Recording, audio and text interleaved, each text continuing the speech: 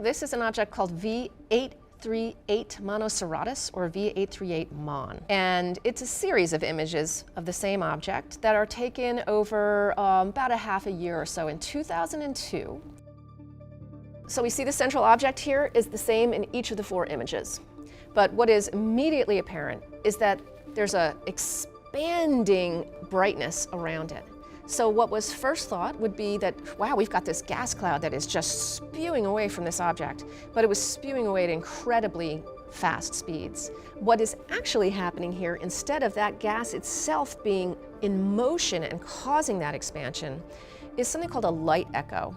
So just like you hear an echo with sound waves, as some sound waves come directly towards you, you hear the main source of sound, but then as others bounce off walls and come to you a little bit later, that's where the echo comes from. The same thing is happening with light in this image. We're seeing some of that light coming directly towards us. We're receiving that at the time that we receive it. But some of the rest of the light is actually bouncing off material around that binary in the center.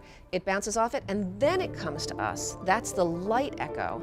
And so each one of those succeeding images where we see this shell further and further from the center is actually that light echo coming to us later in time. So we're actually basically taking a CAT scan of the material around that central star.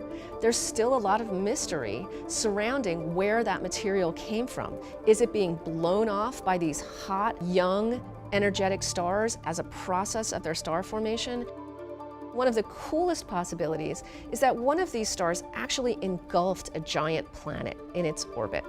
So like a giant planet, like many times the mass of Jupiter, could be in orbit very close to this very hot, large star, and the tidal forces and the energy dissipation could have been acting on it in such a way that that now massive planet is losing energy, spinning more rapidly and closer to one of those stars, and eventually gets engulfed in an explosive event.